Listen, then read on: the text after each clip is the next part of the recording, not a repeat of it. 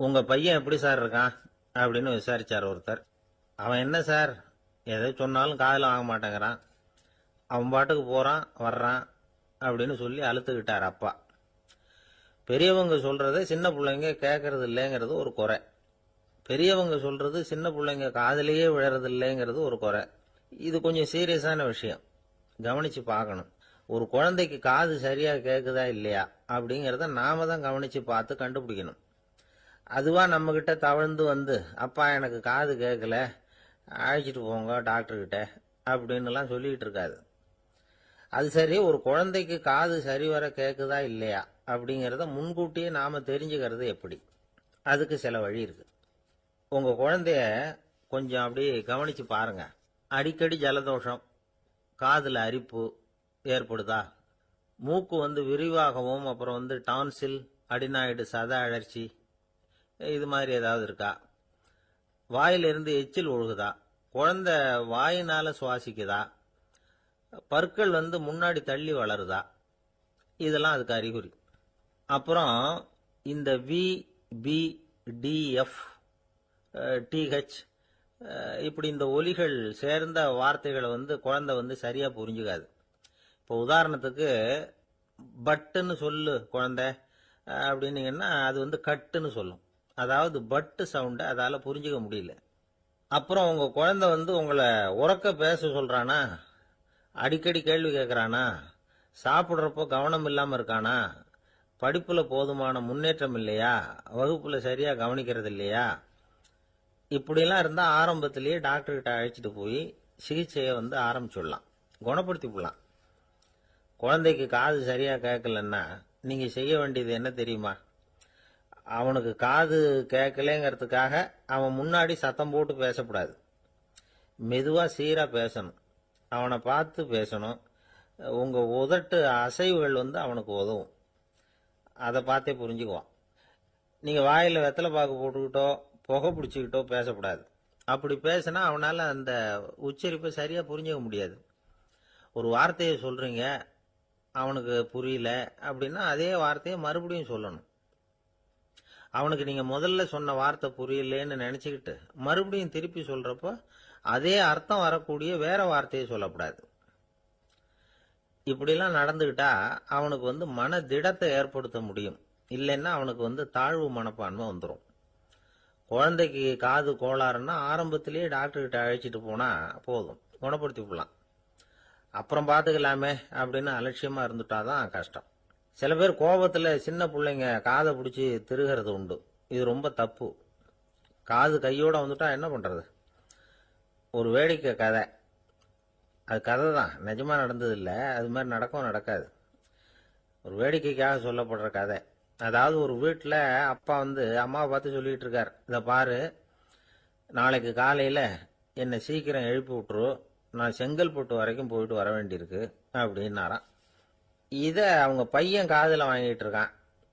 அப்பாவுக்கு சிரமம் வேண்டாமே அப்படின்னு நினைச்சு அவனே காலையில யாருக்கும் தெரியாம எழுந்திருச்சு புறப்பட்டு செங்கல்பட்டு போட்டான்.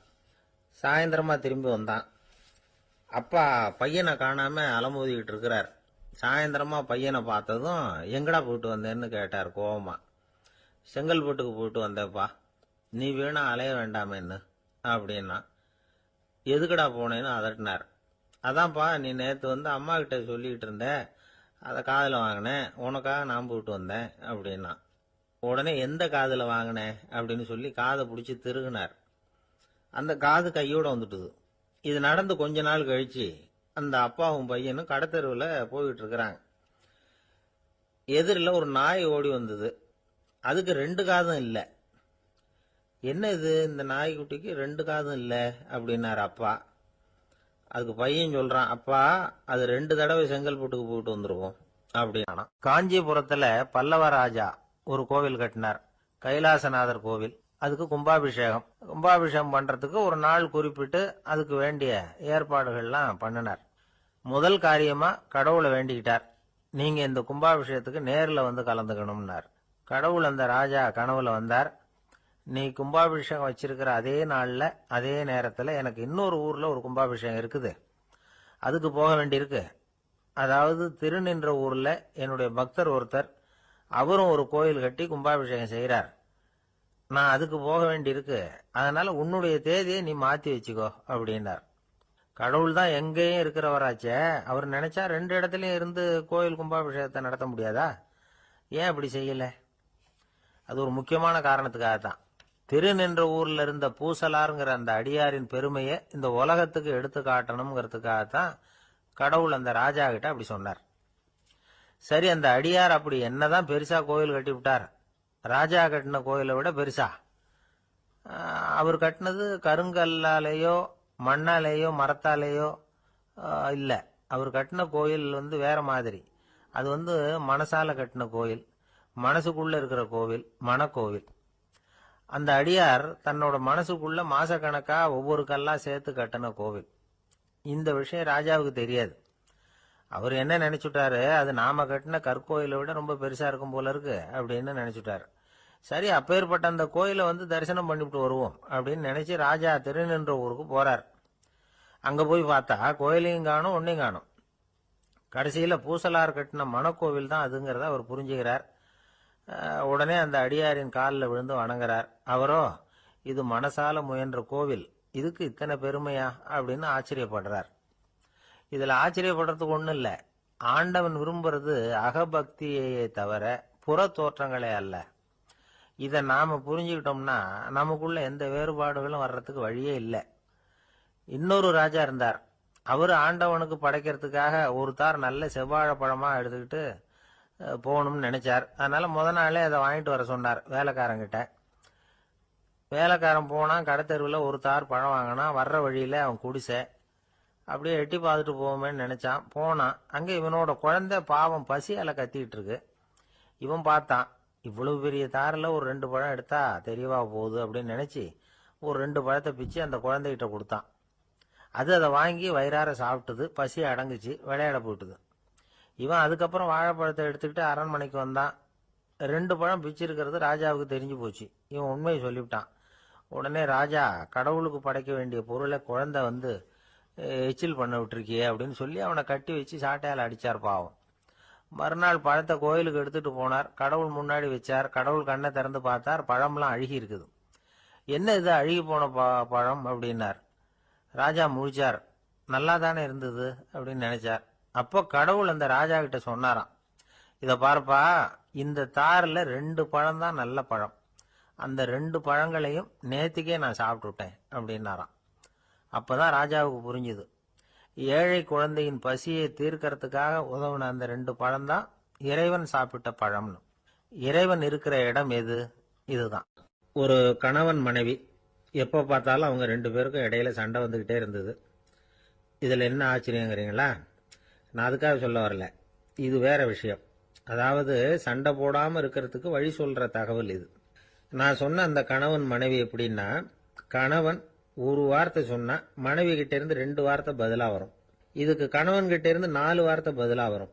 இப்படி வார்த்தைகள் பெருகி போய் கடைசியில வம்புல முடியும். அந்த அம்மா பொறுத்து பொறுத்து பார்த்தாங்க. அவங்களால தாக்கு பிடிக்க முடியல. பக்கத்து வீட்லயும் ஒரு கணவன் மனைவி இருந்தாங்க. அவங்களுக்குள்ள சண்டை வர்றதில்ல. அது எப்படி அவங்களால மட்டும் சண்டை போடாம இருக்க முடியுது அப்படின்னு இந்த அம்மாவுக்கு ஆச்சரியம். ஒரு நாள் நேரா பக்கத்து வீட்டு அம்மா கிட்டே போய், ஏம்மா, நீங்க எப்படி கணவனும் மனைவியும் சண்டை போட்டுக்காம இருக்கிறீங்க? அது எப்படி முடியுது உங்களால அப்படின்னு கேட்டாங்க. அதுக்குன்னு ஒரு மருந்து இருக்குது, அதை சாப்பிட்டா சண்டை வராது அப்படின்னாங்க அவங்க. சரிங்க, அந்த மருந்தை அவரு சாப்பிட மாட்டாரே, மாட்டேன்னு சொல்லிட்டா என்ன பண்றது அப்படின்னு கேட்டிருக்கிறாங்க இவங்க. அந்த மருந்து அவருக்கு இல்லம்மா, உனக்கு தான் அப்படின்னாங்களாம் அவங்க. அப்படியா? அப்படின்னா கொடுங்க, ரொம்ப நல்லதா போச்சு. அதை எப்படி சாப்பிடுறதுங்கிற விவரத்தையும் சொல்லுங்க, எங்க அது கிடைக்கும்ங்கிறதையும் சொல்லுங்க, வாங்கிக்கிறேன் அப்படின்னு கேட்டாங்களாம் இவங்க. வேற எங்கேயும் போய் வாங்க வேண்டாம், என்கிட்டே இருக்க அந்த மருந்து, அதுல கொஞ்சம் தர்றேன், வாங்கி வச்சுக்க. உன் வீட்டுக்காரர் உன்னோட சண்டையை ஆரம்பிக்கிற போலாம் நீ இந்த மருந்துல ஒரு அவுன்ஸ் வாயில ஊத்திக்கணும். அதை உடனே குடிச்சிடக்கூடாது. ஒரு 5 நிமிஷமாவது அது வாயில இருக்கணும். அதுக்கப்புறம் குடிச்சுடலாம் அப்படின்னு சொல்லி ஒரு பாட்டில் மருந்தை இந்த அம்மா கிட்ட கொடுத்து அனுப்புனாங்களாம். மருந்தை எடுத்துக்கிட்டு இந்த அம்மா வீட்டுக்கு வந்திருக்கிறாங்க. வீடு பூட்டி இருந்ததுனால கணவன் வாசல்லையே காத்துக்கிட்டு இருக்கிறான். மனைவியை கண்டதும் சண்டை போட ஆரம்பிச்சுட்டான். வீட்டை பூட்டி விட்டு எங்க போய் தொலைஞ்ச, எவ்வளவு நேரமா ஒரு மனுஷன் வாசல்லையே காத்துட்டு கிடக்கிறது அப்படி இப்படின்னு கத்த ஆரம்பிச்சுட்டான். மனைவி இதுக்கு பதிலே சொல்லல. அந்த அம்மா பேசாம வீட்டை திறந்தாங்க. சமையல் அறைக்குள்ள போனாங்க. ஒரு அவுன்ஸ் மருந்தை வாயில ஊத்திக்கிட்டாங்க. அன்னைக்கு சண்டை மேற்கொண்டு வளரவே இல்லை, நின்றுட்டுது. மருந்து பரவாயில்ல. அதுக்கப்புறம் பல சந்தர்ப்பங்கள்ல சண்டை வரும் போல இருக்கிற போலாம் இந்த மருந்து அதை நிறுத்தியிருக்கு. பிரமாதமான மருந்தா இருக்குது இதை கொஞ்சம் அதிகமாகவே வாங்கி வீட்டில் வச்சுக்க வேண்டியதுதான் அப்படின்னு முடிவு பண்ணிட்டு இந்த அம்மா மறுபடியும் பக்கத்து வீட்டு அம்மாகிட்ட போனாங்க. எவ்வளவு விலையானாலும் சரி, நான் காசு கொடுத்து வாங்கி வச்சுக்கிறேன், எந்த கடையில் இருக்கு இந்த மருந்து சொல்லுங்க அப்படின்னு கேட்டாங்க. இந்த மருந்துக்கு விலையே கிடையாதுங்க, இலவசமாகவே கிடைக்கும்னாங்களாம் அவங்க. அது எப்படி விலை இல்லாமல் இதை விற்க முடியுது அப்படின்னு கேட்டாங்களாம் இவங்க. அது மருந்தா இருந்தா தானே விலை வைக்கிறதுக்கு, அது வெறும் தண்ணி தானே அப்படின்னாங்களாம். வெறும் தண்ணியா சண்டையை நிறுத்துது அப்படின்னு இருக்காங்க இவங்க. அது சண்டையை நிறுத்தல, உன்னோட மௌனம் தான் சண்டையை நிறுத்துது. நீ வாயில தண்ணியை வச்சுக்கிறதுனால எதிர்த்து பேசுறதில்ல, அதனால உன்னுடைய கணவர் கோபம் சாந்தமாயிடுது அப்படின்னாங்களாம் அவங்க. இந்த கதையிலிருந்து சண்டையை நிறுத்துற மருந்து எதுன்னு தெரிஞ்சுக்கிட்டோம் இல்லையா. ஒருத்தர் என்ன பண்ணாரு, பாட்டிலில் தண்ணியை ஊற்றி வச்சுக்கிட்டு அவர்கிட்ட வர்றவங்களுக்கெல்லாம் இதை சிபாரிசு பண்ணலாம்னு நினச்சிக்கிட்டு உட்காந்துருந்தார். ஒரு அம்மா வந்தாங்க.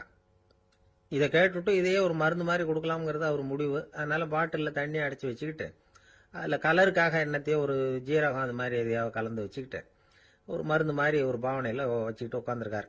யாராவது வீட்டில் சண்டைன்னா என்கிட்ட வாங்க மருந்து தரேன்னு. ஒரு அம்மா வந்தாங்க. எனக்கும் என் வீட்டுக்காரருக்கும் அடிக்கடி சண்டை வருதுங்க அப்படின்னு இருக்காங்க. கவலைப்படாதம்மா, நான் ஒரு மருந்து தரேன்னு சொல்லி வீட்டுக்குள்ளே போய் ஒரு பாட்டில் எடுத்து வந்து கொடுத்தார். பாட்டிலில் இருக்கிறது என்னங்கிறத சொல்லிவிட்டா அது பேரில் மரியாதை வராது இல்லையா, அதனால சொல்லலை. அந்த அம்மா வாங்கிட்டு போனாங்க. 4 நாள் கழிச்சு திரும்பி வந்தாங்க. என்னம்மா வீட்டில் சண்டை நின்று போச்சான்னு கேட்டிருக்காரு இவர். அங்கே நின்று போச்சுங்க, இப்போ உங்ககிட்ட ஆரம்பமாக போகுதுன்னாங்களாம். என்னம்மா அப்படின்னு இருக்காரு இவர் பயந்து போய். பின்ன என்னங்க, நீங்கள் என்ன மருந்து கொடுத்துருக்குறீங்க என்னங்க அப்படின்னாங்களாம் கோவமா. அது வெறும் தண்ணி தானே அப்படின்னு இருக்காரு இவர். தண்ணியா இது, நல்லா பாருங்க அப்படின்னு அந்த பாட்டில் நீட்டினாங்களாம். இவர் வாங்கி பார்த்துருக்கார். அப்புறம் தான் விஷயம் புரியுது அவருக்கு.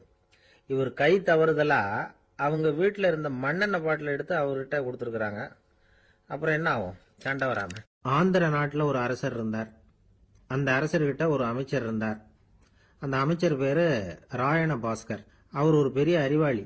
அது மட்டும் இல்ல, மிகச்சிறந்த கொடையாளி. யார் எது கேட்டாலும் இல்லைன்னு சொல்ல மாட்டாராம். அதன் காரணமாகவே அவர்கிட்ட இருந்த செல்வம் நாளுக்கு நாள் குறைஞ்சிக்கிட்டே வந்துட்டு தான். கடைசியில் குடும்பத்துக்குன்னு எதுவும் வைக்காமலே அவர் போய் சேர்ந்துட்டார். மகனும் இறந்துட்டார். அந்த குடும்பத்தில் மிஞ்சி இருந்தது அவருடைய மருமகள், ஒரு பேரன், அவ்வளவுதான். இருந்த ஒரே சொத்து பழுதடைஞ்ச ஒரு வீடு. அந்த அம்மா மற்ற வீடுகளில் வேலை செஞ்சு தன்னுடைய பிள்ளைய படிக்க வச்சுக்கிட்டு வராங்க. அந்த புள்ள ஒரு பெரிய வள்ளலுடைய பேரன்கிறது அந்த பள்ளி வாத்தியார்களுக்கும் தெரியும். அதனால அவங்களும் இவங்கிட்ட கொஞ்சம் அன்பாகவும் அக்கறையாகவும் பழகி பாடம் சொல்லி கொடுத்துக்கிட்டு இருக்கிறாங்க. ஒரு நாள் ஒரு புகழ்பெற்ற கவிஞர் ஒருத்தர் அந்த பள்ளிக்கூடத்துக்கு வந்திருக்கிறார். ஆசிரியர்கள் கிட்ட பேசிக்கிட்டு இருந்தப்ப ஒரு செய்தியை சொன்னாராம். ராயண பாஸ்கருங்கிற வள்ளல் எனக்கு நிறைய உதவிகள் செஞ்சிருக்கார், என்னை பாராட்டி பரிசுகள்லாம் கொடுத்துருக்கிறார். அந்த வள்ளல் வாழ்ந்த கிராமத்தை பார்க்கணுங்கிறதுக்காக தான் இப்போ இங்கே வந்திருக்கிறேன் அப்படின்னாராம். ஆசிரியர் உடனே இந்த பையனை கூப்பிட்டு, இதை பாருங்க, இவன் யார் தெரியுமா, நீங்க குறிப்பிடுகிற அந்த வள்ளலின் பேரன் அப்படின்னு அறிமுகப்படுத்தினாராம். கவிஞரின் கண்கள்ல ஆனந்த கண்ணீர். அந்த பரவச நிலையிலேயே அந்த வள்ளலை பற்றி கவி பாட ஆரம்பிச்சுட்டாராம். இந்த சின்ன பையன் அதை கேட்டிருக்கிறான். உடனே என்ன பண்ணான் தெரியுமோ, தன் கையில் அணிஞ்சிருந்த ஒரு பொன் வளையலை கழட்டி அந்த கவிஞருக்கு பரிசா கொடுத்துட்டானாம். எல்லாருக்கும் ஆச்சரியம். தாத்தா இருக்கும் நிலையில கொடுத்தார், பேரன் இல்லாத நிலையிலையும் கொடுக்குறான். பையனை எல்லாரும் பாராட்டினாங்களாம். இருந்தாலும் அவனுக்குள்ள ஒரு பயம் எதுவும் ஆரம்பமாச்சு. பள்ளிக்கூடம் விட்டு வீட்டுக்கு வரும்பொழுது அந்த பயம் இன்னும் அதிகமாயிட்டுது. அம்மா என்ன சொல்லுவாங்களோ தெரியலையே, ஏதோ திடீர்னு தோணிச்சு வளையல கழட்டி கொடுக்கணும்னு கொடுத்துட்டோம். குடும்பம் இருக்கிற நிலையில இப்படி நான் செஞ்சது தப்பா, வீட்டு செலவுக்கே அம்மா எவ்வளவு கஷ்டப்படுறாங்க, வீட்டுக்கு போனதும் என்ன நடக்குமோ தெரியலையே அப்படின்னு நினைச்சு பயந்துகிட்டே அவன் வீட்டுக்குள்ள அடி எடுத்து வைக்கிறான். அம்மா கூப்பிட்டு சாப்பாடு போட்டாங்க. அவங்க கண்ணில் படக்கூடாதுங்கிறதுக்காக ஒரு கையை பின்னாடி மறைச்சிக்கிட்டே இருந்தான். அம்மா இதை கவனிச்சுட்டாங்க. ஏய், உன் கையை ஏன் அப்படி வச்சிருக்கிற, உன் கைக்கு என்னாச்சு, ஏதாவது அடிபட்டு போச்சா அப்படின்னு கேட்டுக்கிட்டே கையை எடுத்து பார்க்குறாங்க. வளையல காணலை. வளையல் எங்க அப்படின்னு கேட்குறாங்க. இவன் தயங்கிக்கிட்டே நடந்ததை சொல்கிறான். அதை கேட்டதும் அந்த அம்மாவோட முகம் கோபத்தால் செவந்து போச்சான். முட்டாளே, என்ன காரியம் பண்ண அப்படின்னு கன்னத்தில் அரைஞ்சிட்டாங்களாம். அம்மா, என்னை அடிக்காத, ஏதோ தெரியாமல் தப்பு பண்ணிட்டேன் அப்படின்னு இருக்கான். மகனே, வளையல கொடுத்ததுக்காக நான் உன்னை அடிக்கல அப்படிங்க, பின்ன எதுக்கு அடிச்சேன்னு கேட்டிருக்கான். உன் பாட்டனார் ஒரு பெரிய வள்ளல், அவர் எதையும் பாதி வேலையா செய்யறதில்ல. அவருடைய பேரை நீ அரைகுறை வேலை செஞ்சுட்டு வந்திருக்கிற அப்படின்னாங்களாம். என்னம்மா சொல்றேன் இருக்கான். நீ ஒரே ஒரு வளையல மட்டும்தானே கழட்டி கொடுத்துருக்குற. கொடுக்கறதா இருந்தா ரெண்டையும் சேர்த்துல கொடுத்துருக்கணும். அதுதானே உங்க தாத்தாவுக்கு பெருமை அப்படின்னாங்களாம். அம்மா தெரியாம இப்படி செஞ்சுட்டேன், உங்ககிட்டயும் அரை வாங்கிட்டேன் அப்படி இப்படின்னு அவன் சொல்லியிருக்கிறான். இப்போ அம்மா கொஞ்சம் இருங்க, அந்த கவிஞர் இன்னைக்கு நம்ம ஊர்ல தான் தங்கியிருப்பார். நாளைக்கு காலையில தான் அவர் வந்து எங்க இருக்காருன்னு விசாரிச்சு இன்னொரு வளையலையும் கொடுத்துட்றேன் அப்படின்னு இருக்கான். மகனே, நல்ல செயல்களை எல்லாம் நாளைக்குன்னு ஒத்தி போடாத. நாளைக்கு என்ன நடக்குங்கிறது யாருக்கு தெரியும். இப்பவே போ, எங்க இருக்காருன்னு பாரு அப்படின்னு இருக்காங்க. மகன் புறப்பட்டான். பள்ளி ஆசிரியர்கிட்ட போய் கேட்டானான் அந்த கவிஞர் எங்க இருக்காருன்னு. அவர் சொன்னாராம். உடனே போய் அவர் இருக்கிற இடத்துல கதவை தட்டியிருக்கான். ராத்திரி நேரத்தில் இவனை கண்டதும் அவருக்கு ரொம்ப ஆச்சரியம். இவன் இன்னொரு கை வளையலையும் எடுத்து நீட்டியிருக்கான். அவர் திகைச்சு போய் நிற்கிறார். அவரால் என்ன பண்றதுன்னே தெரியல. ஆனந்த கண்ணீர். இது வந்து பெரியவர்கள் கூற கேட்ட ஒரு வரலாறு. இன்னைக்கு இப்படிப்பட்டவங்களை பார்க்க முடியுமா?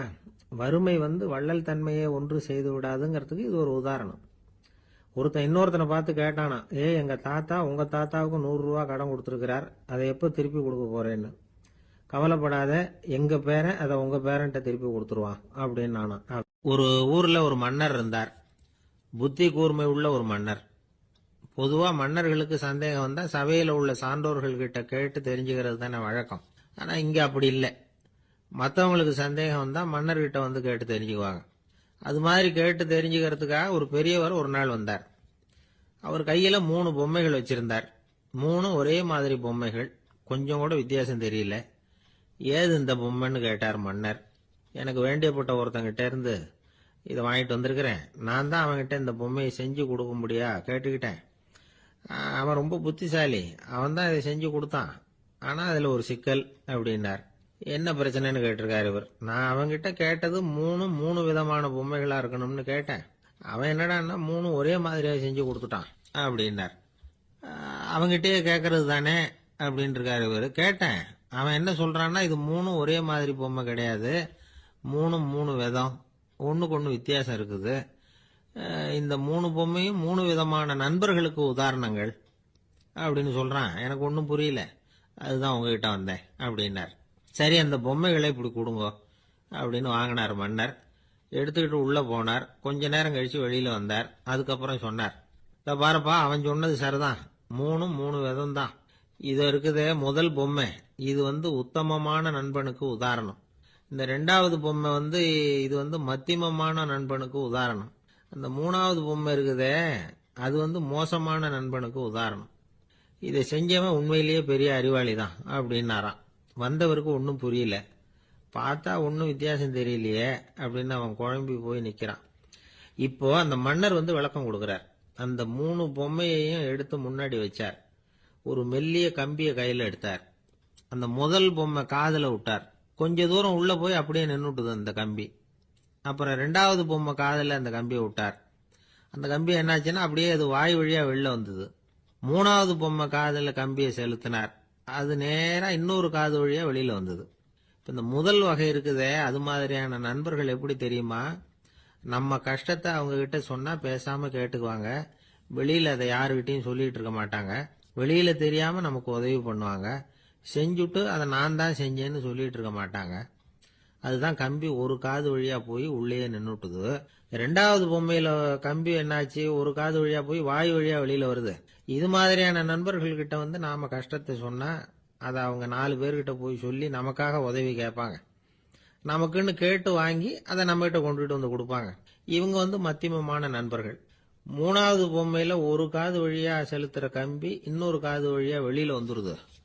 இது மாதிரியான நண்பர்கள் கிட்ட நம்ம கஷ்டத்தை சொன்னா அவங்க காது கொடுத்து கேட்கறது மாதிரி நடிப்பாங்க. அப்படியே இன்னொரு காது வழியா அதை வெளில விட்டுருவாங்க. அதை பத்தி கவலைப்பட மாட்டாங்க. இதுதான் இந்த பொம்மைகளுக்குள்ள இருக்கிற வித்தியாசம் அப்படின்னு விளக்கம் கொடுத்தாராம் மன்னர். படிக்கிற பிள்ளைங்கள்லயும் இது மாதிரி 3 வகை உண்டு. சில பேர் காதால வாங்கி மனசுல வச்சுக்குவான். சில பேர் காதால வாங்கி பேனாவால எழுதி விடுவான். சில பேர் ஒரு காதால வாங்கி இன்னொரு காதால வெளியில விட்டுருவான். ஒரு பையன் வகுப்புல ஆசிரியர் பாடம் நடத்தும் பொழுது தலையை வேகமா ஆட்டி ஆட்டி கேட்பானான். ஏன்டா இப்படி தலையை இப்படி ஆட்டுற அப்படின்னு கேட்டிருக்கான் பக்கத்துல இருந்தவன்.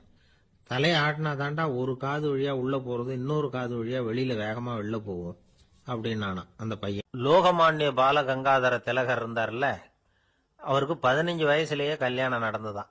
மனைவி பேரு தபிபாய். ரொம்ப பெரிய குடும்பத்து பொண்ணு, நல்ல குணம். அவங்க குடும்பம் நடத்திக்கிட்டு இருக்கிறாங்க. அந்த காலத்துல திருடர்கள் பயம் அதிகம். இந்த காலத்துல மட்டும் என்னன்னு கேக்குறீங்களா? நீங்க கேக்குறது நியாயம்தான். இருந்தாலும் இந்த காலத்து திருடனுக்கும் அந்த காலத்து திருடனுக்கும் ஒரு முக்கியமான வித்தியாசம் உண்டு. அதாவது அந்த காலத்து திருடன்லாம் நியாயம் அநியாயம் பாக்குறது உண்டு, இந்த காலத்துல அப்படி பாக்குறது இல்லை. அந்த காலத்துல திருட வர்றவங்கள்ட்ட கூட ஒரு தார்மீக உணர்வு உண்டாம். அதாவது அப்போ உள்ள கொள்ளைக்காரங்க எதை களவாடினாலும் சரி, அரிசியை மட்டும் களவாடுறது இல்லையா, அப்படி ஒரு கொள்கை. அதனால பாருங்க, அந்த காலத்து பெண்கள் நகை நட்டுகளை பத்திரமா வைக்கணும்னா பெட்டியில வைக்கிறது இல்ல, அரிசி பானையில போட்டு வச்சு விடுறது. இப்பெல்லாம் பேங்க்ல சேஃப்டி லாக்கர்னு இருக்குல்ல, அது மாதிரி அந்த காலத்துல சேஃப்டி லாக்கருங்கிறது அரிசி பானை. வளையல், மூக்குத்தி, தோடு இப்படி எதுவா இருந்தாலும் அதுல போட்டு பத்திரமா வச்சிருவாங்க. திருடன் அரிசி பானை பக்கம் போறதில்ல. ஏன்னா சாப்பிடுற விஷயத்துல கை வைக்கக்கூடாது, அது பாவம் அப்படின்னு அவன் நினைக்கிறான். திலகரோட மனைவி தபிபாயும் அதே மாதிரி தன்னுடைய ஆபரணங்களை ஒரு அரிசி பானைக்குள்ள போட்டு மூடி வச்சிருந்தாங்களாம். இப்படி இருந்தப்போ ஒரு நாள் ஒரு பிச்சைக்கார பொண்ணு வீடு வீடா பிச்சை கேட்டுக்கிட்டே வந்திருக்குது. திலகர் வீட்டுக்கும் தர்மம் போடுங்க தாயே அப்படின்னு தான் அந்த பொண்ணு. அந்த அம்மா தபிபாய் காதுல இது விழுந்திருக்கு. உடனே கை நிறைய அரிசி அள்ளிட்டு போட்டிருக்கு. பாத்திரத்துல அரிசியை போட்டதுக்கு அப்புறம் தான் தெரியுது, பளிச்சுன்னு கண்ணுல படுது. அதாவது அந்த அம்மாவோட வைர மூக்குத்தி ஒண்ணு அரிசியோட சேர்ந்து அந்த பிச்சைக்கார பொண்ணு பாத்திரத்துல போய் விழுந்துட்டுது. இந்த அம்மாவுக்கு மனசுக்குள்ள குழப்பம், என்ன இப்படி ஆயிட்டுதே, மூக்குத்தி போயிட்டுதே, பிச்சை பாத்திரத்துல இருந்து அதை எப்படி எடுக்கிறது அப்படின்னு தயக்கம். வாயை திறந்து அதை கேட்கறதுக்கும் கூச்சம். திண்ணையில உட்கார்ந்து இருந்த திலகர் இவ்வளவையும் பார்த்துக்கிட்டு இருக்கிறார். மனைவியின் மனசுக்குள்ள நடக்கிற மௌன போராட்டத்தை அவர் நல்லா புரிஞ்சுக்கிட்டாராம். மனைவியை பார்த்து சொன்னாராம், தபிபாய், இது தெய்வ சம்மதம். அவளுக்கு சேர வேண்டிய மூக்குத்தி அவகிட்ட போயிட்டுது. பிச்சை பாத்திரத்துல விழுந்த மூக்குத்தியை எடுக்க வேணாம் அப்படின்னாராம். சரின்னு சொல்லிவிட்டு மேற்கொண்டு எதுவும் சொல்லாம அந்த அம்மா வீட்டுக்குள்ள போயிட்டாங்களாம். இந்த காலத்துல எல்லாம் அது மாதிரி நடக்குமா? வெறும் அரிசியை போட்டுட்டு விவகாரம் பண்ணிட்டு இருக்க மாட்டோமா? ஒரு பெரிய மனுஷன் வீட்டுக்கு ஒரு பிச்சைக்காரன் வந்தான். ஐயா, நாங்க பிச்சைக்காரங்கள்லாம் சேர்ந்து ஒரு சங்கம் வச்சிருக்கிறோம், அதுக்கு நிதி சேர்க்கிறோம், அதுக்கு ஒரு 100 ரூபா கொடுத்தீங்கன்னா எங்களுக்கு பெரிய உதவியா இருக்கும் அப்படின்னானா. அதெல்லாம் ஒன்றும் கொடுக்க முடியாது போ அப்படின்னாராம் அவரு. அப்படின்னா ஒரு 50 ரூபாயாவது கொடுங்களேன் அப்படின்னு இருக்கான். அதுவும் முடியாதுன்னு சொல்லிவிட்டார். 25 ரூபா அப்படின்னு இருக்கான். எதுவும் முடியாது அப்படின்னாராம். சரிங்க, இவ்வளவு பெரிய வீட்டுக்கு வெறுங்கையோட திரும்புறது நல்லா இருக்காது, அதனால சும்மா ஒரு 1 ரூபா மட்டுமாவது கொடுங்க அப்படின்னு இருக்கான் அவன். ஒரு பைசா கூட என்கிட்ட கிடையாது அப்படின்னு விட்டாரான் இவர். அப்படின்னா நீங்க ஒரு காரியம் பண்ணுங்களேன் அப்படின்னானா அவன். என்ன செய்யணும் அப்படின்னு இருக்கார். எங்க சங்கத்துல நீங்களும் ஒரு மெம்பரா சேர்ந்துருங்க அப்படின்னா. ஒரே ஒரு ஊர்ல ஒரு அம்மா இருந்தாங்க. அந்த அம்மாவுக்கு ஒரே ஒரு பிள்ளையாண்டான். அவனுக்கு ரொம்ப அக்கறையோட கல்யாணம் பண்ணி வச்சாங்க. கல்யாணம் முடிஞ்சதும் மருமக பொண்ணு வீட்டுக்கு சேர்ந்தது. அப்பாடா, என் கடமை முடிஞ்சது, இனிமே அக்கடான்னு எங்கேயாவது ஒரு மூலையில படுத்து கிடக்கலாம் அப்படின்னு நினைச்சாங்க அந்த அம்மா. ஆனா நினைக்கிறபடி எங்க நடக்குது? அதுக்கப்புறம் தான் பிரச்சனையே ஆரம்பமாச்சு. மருமகள் குணம் சரியில்லை, ஒரு மாதிரி. அந்த பொண்ணு வீட்டுக்கு வந்ததுமே முதல் வேலையா மாமியாரை பார்த்து, அதுதான் நான் வந்துட்டேன்ல, இனிமே உங்களுக்கு என்ன வேலைங்க, புறப்பட வேண்டியது தானே, காசி ராமேஸ்வரம்னு எங்கேயாவது போங்க அப்படின்னுட்டு தான். மாமியார் பார்த்தாங்க, கொஞ்சம் யோசனை பண்ணாங்க. இந்த பாருமா, நீ இப்படி சொல்றதுக்கு முன்னாடியே வீட்டை விட்டு புறப்படணுங்கிற முடிவுக்கு நான் வந்துட்டேன். வீட்டை மட்டும் இல்ல, இந்த உலகத்தை விட்டே கூட போறதுக்கு தயாரா இருக்கிறேன். ஆனா ஒரே ஒரு விஷயத்துக்காக என் உயிரை கையில பிடிச்சிக்கிட்டு இருக்கிறேன் அப்படின்னாங்களாம். என்ன விஷயம்னு கேட்டது இந்த மருமக பொண்ணு. வேற ஒண்ணும் இல்ல, என் பிள்ளைக்கு கல்யாணம் பண்ணி வச்சுட்டேன், ஒரு பேர புள்ள பிறந்து அதை என் கண்ணால பாத்துட்டேன்னா நான் எங்க வேணும்னாலும் போறதுக்கு தயாரா இருக்கிறேன் அப்படின்னாங்களாம் அந்த மாமியார். மாமியார் இப்படி சொல்றதுலயும் நியாயம் இருக்கிறதாக பட்டுது அந்த பொண்ணுக்கு. சரி, அப்படியே இருந்து பார்த்துட்டு போகலாம் அப்படின்னு அனுமதி கொடுத்தது. கொஞ்ச காலத்துல ஒரு பேரன் பிறந்தான். அந்த அம்மாவும் பேரனை கண்ணால பார்த்துட்டாங்க. சரி, பேரனை பார்த்தாச்சுல்ல, இனிமே புறப்பட வேண்டியது தானே அப்படின்னது மருமக பொண்ணு. மாமியார் பார்த்தாங்க, நீ சொல்றது சரிதாம்மா, அதுல ஒன்றும் தப்பு இல்லை, என்னோட பேரன் உங்களை அம்மா அப்பான்னு கூப்பிடுறத என் காது குளிர கேட்டுட்டு போயிடுறேனே அப்படின்னாங்களாம். சரி, அந்த ஆசையை நிறைவேறட்டும் அப்படின்னு காத்துக்கிட்டு இருந்தாங்க. பேரன் வளர்ந்தான், நடந்தான், பள்ளிக்கூடம் போனா, பெரியவனானா. மருமக பொண்ணு மறுபடியும் மாமியாரை விரட்ட ஆரம்பிச்சுட்டுது, இன்னும் புறப்பிள்ளையான்னு. இதை பாருமா, இது வரைக்கும் இருந்தது இருந்துட்டேன். பேரனோட கல்யாணத்தையும் கண்ணால் பார்த்தாதான் இந்த கட்டை வேகும் போல இருக்குது அப்படின்னு சொல்லி ஒரு மாதிரியாக பேச ஆரம்பித்தாங்க. இதுவும் நியாயமான ஆசையாக தான் படுது அப்படின்னு அது யோசிச்சிருக்கு அந்த பொண்ணு. சரின்னு அதுக்கும் ஒத்துக்கிட்டது. உடனே பேரனுடைய கல்யாணமும் முடிஞ்சது ஒரு வழியாக. இனிமே ஒரு நொடி கூட இங்கே இருக்கக்கூடாது, புறப்படுங்க அப்படின்னு மாமியாரை விரட்டிச்சான் அந்த பொண்ணு. இப்போ அந்த மாமியார் தன்னோட மருமகளை பார்த்து சொல்கிறாங்க, இதோ கிளம்பிட்டேம்மா, என் மூட்டை முடிச்செல்லாம் கட்டிக்கிட்டேன், புறப்பட்டுவிட்டேன். அப்படியே நீயும் உன் துணிமணிகளை மூட்டை கட்டிக்கிட்டு கிளம்பிடும் என்னோட சேர்ந்து, 2 பேருமா சேர்ந்து போயிடலாம் அப்படின்னாங்களாம். அந்த பொண்ணு முழிக்குது. முழிக்காதே, உனக்கும் ஒரு மருமக வந்துட்டா, இனிமேல் நீயும் ஒரு மாமியார் தானே, உனக்கும் இனிமேல் இங்கே வேலை இல்லை, புறப்படு அப்படின்னாங்களாம். அப்போ தான் அந்த பொண்ணு சிந்திக்க ஆரம்பிச்சுதான், தன்னோட தவறு புரிஞ்சுதான். இந்த தகவலை கேட்டுக்கிட்டு இருக்கிற மருமகள்லாம் இதை பற்றி கொஞ்சம் யோசிச்சு பார்க்கணுங்கிறதுக்காகத்தான் இதை சொல்கிறோம் மாமியார்கள் சார்பாக. கொஞ்ச நாளைக்கு முன்னாடி ஒரு பொண்ணை பார்த்து பேசுகிற சந்தர்ப்பம் கிடைச்சிது ஒரு கல்யாண வீட்டில்.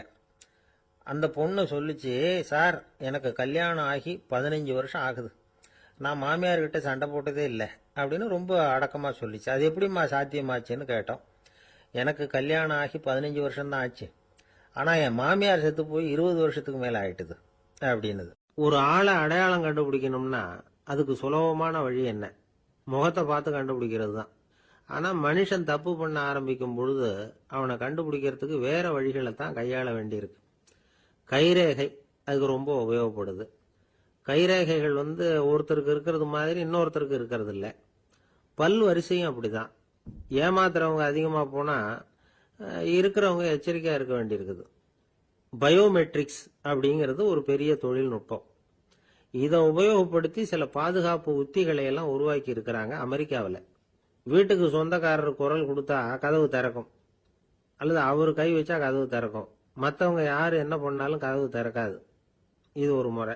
அவரோட குரல் அல்லது கைரேகை ஒரு எலக்ட்ரானிக் சாதனத்தில் ஏற்கனவே பதிவு பண்ணப்பட்டிருக்கும். இவர் குரல் கொடுக்கறப்போ அல்லது கையை வைக்கிறப்போ அதை ஒப்பிட்டு பார்த்து சரியா இருந்தா கதவு திறக்கிறது மாதிரி ஒரு ஏற்பாடு. இதே மாதிரி ஒருத்தரோட விழித்திரையில உள்ள இரத்த குழாய் அமைப்பு பாருங்க, அது கூட ஒருத்தருக்கு இருக்கிறது மாதிரி இன்னொருத்தருக்கு இருக்கிறது இல்லை. அதனால அதை வச்சு அடையாளம் கண்டுபிடிக்கக்கூடிய சாதனங்களும் இப்போ பழக்கத்துக்கு வந்தாச்சு.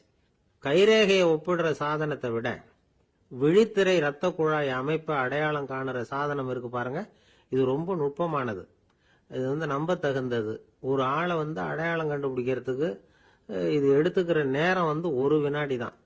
ஒரு கருவி இருக்கும், அதுல உள்ள ஒரு சிறு துளையில கண்ணை வச்சு பார்க்கணும். உடனே இந்த சாதனம் குறைந்த சக்தி உள்ள இந்த அகசிவப்பு ஒளியை பாய்ச்சி அவரது விழித்திரையின் இரத்த குழாயை ஆராய்ச்சி பண்ணி ஏற்கனவே அதோட நினைவு பெட்டகத்துல பதிவு பண்ணி வச்சிருக்கிறோமே அந்த அமைப்புகளோட இதை ஒப்பிட்டு பார்த்து சரியான ஆள் தானா இல்லையா அப்படின்னு அடையாளம் காட்டிவிடும். குரலை வச்சு அடையாளம் கண்டுபிடிக்கிறதும் இந்த பயோமெட்ரிக்ஸ் முறைகள்ல ஒண்ணு. ஒரு நபரோட குரல்ல டிஜிட்டல் குறியீடுகளை மாற்றி பதிவு பண்ணிக்கிட்டு மீண்டும் அதே குரலை இனம் காணக்கூடிய சாதனங்கள் ஏற்கனவே அமெரிக்காவில எல்லாம் விற்பனைக்கு வந்தாச்சு. ஒரு ஆளுக்கு ஜலதோஷம் பிடிச்சிருந்தா கூட அந்த சாதனம் சரியாவே கண்டுபிடிச்சிருமா. குரலை மாற்றி பேசுறவங்க கூட இந்த கருவியை ஏமாற்ற முடியாது. இதை ஆஸ்பத்திரிகள், வங்கிகளில் உள்ள இரும்பு பெட்டக காப்பறைகள் இங்கெல்லாம் உபயோகப்படுத்தலாம். குழந்தைகள் உள்ள இடங்களுக்கு ரொம்ப உபயோகப்படும். கதவு பூட்டிக்கிட்டுதுன்னு வச்சுக்கோங்க, கதவை திறக்கிறதுக்கு சாவி உபயோகப்படுத்த தெரியாத குழந்தைகள் குரல் எழுப்பிய கதவை திறந்துட முடியும். எதிர்காலத்தில் இந்த பயோமெட்ரிக்ஸ் முறை இன்னும் பல ஆச்சரியங்களை ஏற்படுத்தும் அப்படின்னு எதிர்பார்க்கறாங்க. ஸ்டியரிங்கை தொட்டதுமே காரு ஸ்டார்ட் ஆயிடும், சாவி வேண்டியதில்லை. காரு சொந்தக்காரர் தொட்டாதான் ஸ்டார்ட் ஆகும், வேற யாராவது தொட்டா ஸ்டார்ட் ஆகாது. ஒரு மனுஷனோட நடை, அவர் டைப்ரைட்டரை தொடுகிற விதம், இதையெல்லாம் வச்சு கூட ஆளை அடையாளம் காணக்கூடிய தொழில்நுட்பம் வரலாம். என்னதான் தொழில்நுட்பம் வளரட்டும், குடும்பத்துக்குள்ள நடக்கிற திருட்டுகளை கண்டுபிடிக்கிறது ரொம்ப கஷ்டம். ஒரு வீட்டுல பெட்டியில இருந்த பணம் காணாம போச்சு, வீட்டுக்காரரோ அல்லது பையனோ தான் எடுத்திருக்கணும். பெட்டியை திறந்து பார்த்தா அந்த வீட்டுக்காரம்மா, இதுல இருந்து பணத்தை எடுத்தது நிச்சயமா என் வீட்டுக்காரர் தான் அப்படின்னு சொல்ல முடியல அவங்களால. யோசிச்சாங்க, என்னம்மா இப்படி யோசிக்கிறீங்களேன்னு கேட்டிருக்காங்க.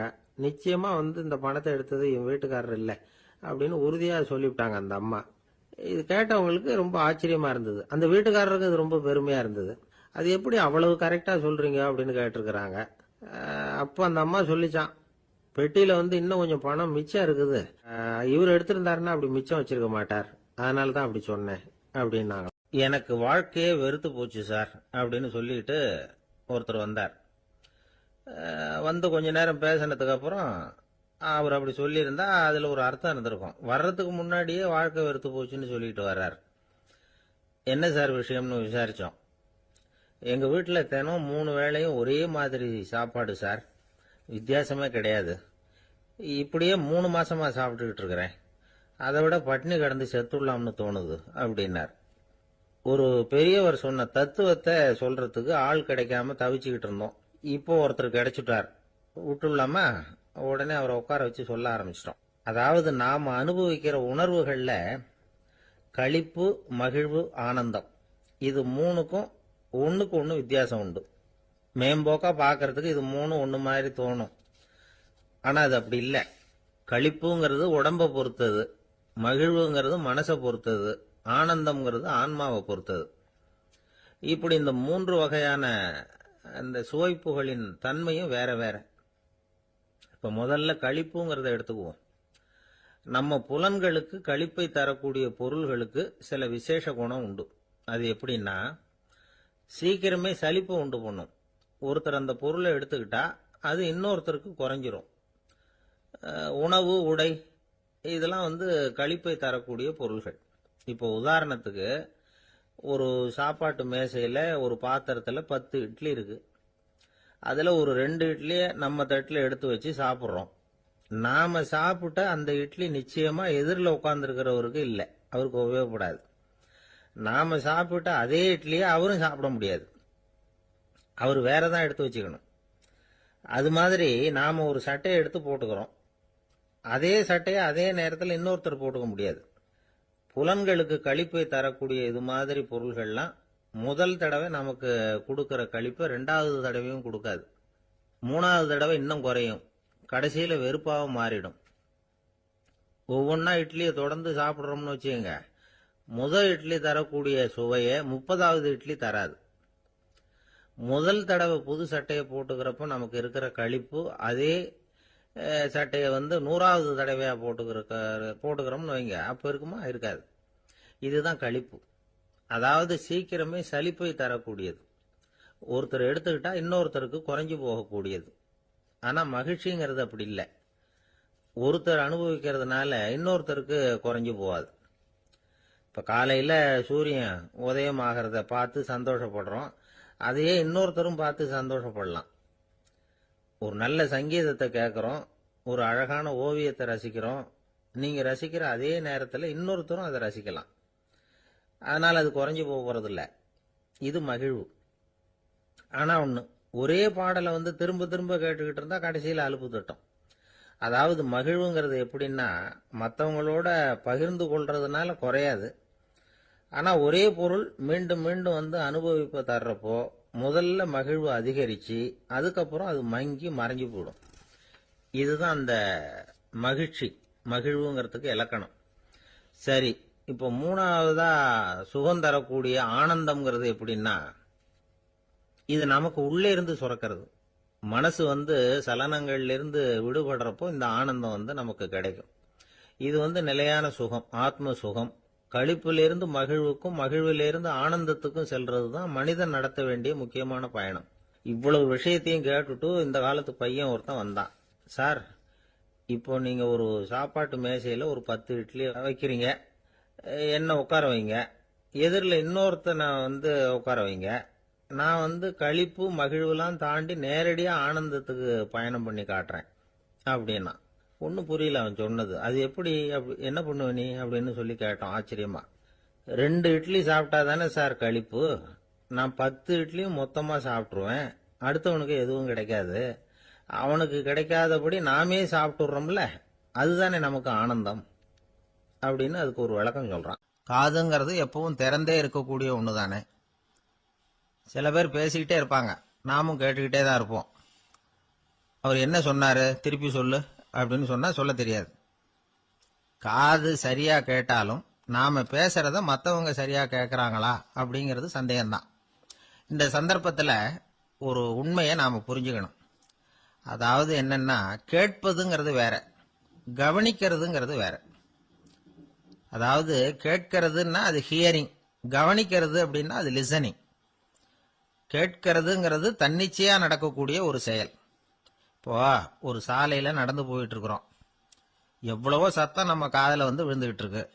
கார் போற சத்தம் கேட்குது, பறவை ஒரு மரத்துல இருந்து கத்துது, அந்த சத்தம் கேட்குது. இப்படி நிறைய காதுல விழுந்துகிட்டு இருக்கு. ஆனா கவனிக்கிறதுங்கிறது எப்படின்னா, நம்ம முழு மனசை செலுத்தி உன்னிப்பா கேட்கறது. எத்தனையோ சத்தத்துக்கு நடுவுல தன்னுடைய குழந்தை அழற சத்தத்தை தாய் தெரிஞ்சுக்க முடியுது இல்லையா, அது மாதிரி. விவரம் தெரிஞ்சவங்க எல்லாம் என்ன சொல்றாங்கன்னா, கவனித்தல் அதாவது லிசனிங் அப்படிங்கிற செயல்ல 3 அம்சங்கள் இருக்கிறதாக சொல்றாங்க. அது என்ன 3 அம்சங்கள் அப்படின்னா, முதல்ல காதால கேட்கறது, இது முதல் அம்சம். ரெண்டாவது என்னன்னா கேட்டதை புரிஞ்சுக்கிறது. மூணாவது என்னன்னா என்ன புரிஞ்சுக்கிட்டோம்ங்கிறத தெரிவிக்கிறது, ஃபீட்பேக் அப்படின்னு சொல்ற மாதிரி. ஒரு ஆசிரியர் வகுப்புல பாடம் நடத்திக்கிட்டு இருக்கிறார். வெறுமனே கேட்கிற குழந்தை ஒரு காதால வாங்கி இன்னொரு காதால விட்டுடும். அதாவது கேட்கிற குழந்தை அப்படி செய்யும். ஆனா கவனிக்கிற குழந்தை கேட்டதை புரிஞ்சுக்கும். என்ன புரிஞ்சுக்கிட்டேன்னு கேட்டா பதில் சொல்லும். இதுதான் கேட்கறதுக்கும் கவனிக்கிறதுக்கும் உள்ள வித்தியாசம். ஒரு புள்ளி விவர கணக்கு என்ன சொல்லுது தெரியுமா? ஒரு மனிதன் எழுதுறது மூலமா 6% அறிவை பெருக்கிக்கிறானா, எழுதுறது மூலமா. படிக்கிறது மூலமா 19% அறிவை பெருக்கிக்கிறானா. பேசுறது மூலமா 30% அறிவை பெருக்கிக் கொள்ளுகிறான் அப்படின்னு சொல்றாங்க. ஆனா பாருங்க, கவனிக்கிறது மூலமா 45% அறிவை பெருக்கிக் கொள்ளுகிறான் அப்படிங்கிறது புள்ளி விவரம். அதனால கற்றலின் கேட்டல் நன்று அப்படின்னு சொல்றாங்க இல்லையா, அது இதுதான். அதனால கவனிக்கிறது மூலமா அதிக அறிவை நாம பெருக்கிக் கொள்ள முடியும். கேள்வி ஞானம் தான் ரொம்ப சிறந்தது அப்படிங்கிறார் வள்ளுவர். அதாவது கவனிச்சு கேட்கணும், அதுதான் முக்கியம். மற்றவங்க சொல்றத நல்லா கவனிக்க முடியாதபடிக்கு நாமே சில தடைகளை ஏற்படுத்திக்கிறோம், அல்லது நம்ம அறியாமலே அப்படி ஒரு தடை உண்டாயிடுது. அந்த தடைகளை தாண்டணும் அல்லது தகர்த்து எறியணும் அப்படிங்கிறது பெரியவர்கள் சொல்லுகிற யோசனை. அது என்ன தடைகள் அப்படின்னா, நமக்கு தெரியாத இவர் என்ன சொல்லிட போறார் அப்படிங்கிற நினைப்பு, இது ஒரு தடை. சொல்லி முடிக்கிறதுக்கு முன்னாடியே குறுக்க பேசுறது, மனசு அங்கேயும் இங்கேயும் அலையிறது, இதெல்லாம் தான் தடைகள். ஆசிரியர் பாடம் நடத்துறார் அப்படின்னா மாணவர்கள் அக்கறையா கவனிக்கணும், அப்பதான் பரீட்சையில பாஸ் ஆக முடியும். வீட்டுக்குள்ள கணவன் சொல்றத மனைவி கவனிச்சு கேட்கணும், மனைவி சொல்றத கணவன் கவனிச்சு கேட்கணும், இல்லைன்னா குழப்பமாயிடும்.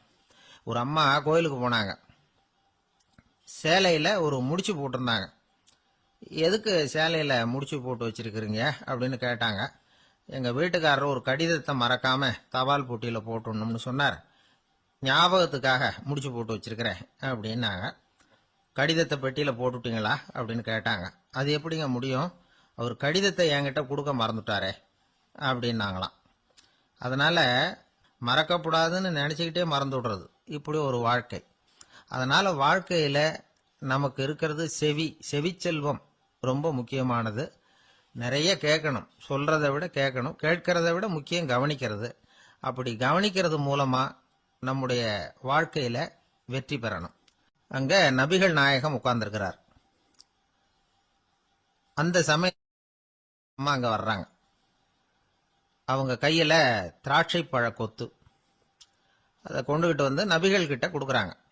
சாப்பிடுங்க அப்படின்னு சொல்லி ரொம்ப அன்பா வேண்டிக்கிறாங்க. நபிகள் நாயகமும் ரொம்ப பிரியமா அதை வாங்கிட்டார். அதுக்கப்புறம் அதை சாப்பிட ஆரம்பிச்சார். நபிகள் நாயகம் மதீனாவில் தங்கி இருந்தப்போ இது மாதிரி நிறைய பேர் பழங்களையும் தின்பண்டங்களையும் கொண்டுட்டு கொடுக்கறது வழக்கம். நபிகள் நாயகம் என்ன பண்ணுவார்னா, அதெல்லாம் வாங்குவார். உடனே பக்கத்தில் இருக்கிற தோழர்கள் எல்லாருக்கும் பகிர்ந்து கொடுப்பார், தானும் சாப்பிடுவார். இதுதான் எப்போதும் வழக்கம். ஆனா இந்த தடவை என்னாச்சு தெரியுமா, அவர் அப்படி பண்ணல. ஒவ்வொரு பழமா எடுத்து தானே சாப்பிட்டுக்கிட்டு இருக்கிறார். அவர் விருப்பமா சாப்பிடுகிற காட்சியை ஆசை தீர பார்த்துக்கிட்டு இருந்தாங்க அந்த வயசான அம்மா, அந்த பழத்தை கொடுத்தவங்க. அவங்களுக்கு ரொம்ப மகிழ்ச்சியா இருந்தது, மன நிறைவா இருந்தது. நாம ஆசையா கொண்டுகிட்டு கொடுக்கிற பழத்தை நபிகள் நாயகம் இவ்வளவு பிரியமா சாப்பிடுறாரே அப்படின்னு நினைச்சு ரொம்ப சந்தோஷப்பட்டாங்க. அதுக்கப்புறம் அங்கிருந்து அவங்க புறப்பட்டு போயிட்டாங்க. இந்த அம்மா போனதுக்கு அப்புறம் பக்கத்துல இருந்த தோழர்கள் பேச ஆரம்பிச்சாங்க. ஏன்னா அவங்களுக்கு சந்தேகம், இன்னைக்கு வித்தியாசமா நடந்துகிட்டாரே அப்படின்னு. அண்ணலே, எது உங்களுக்கு வந்தாலும் எங்க எல்லாருக்கும் கொடுத்துட்டு தான் நீங்க சாப்பிடுவீங்க.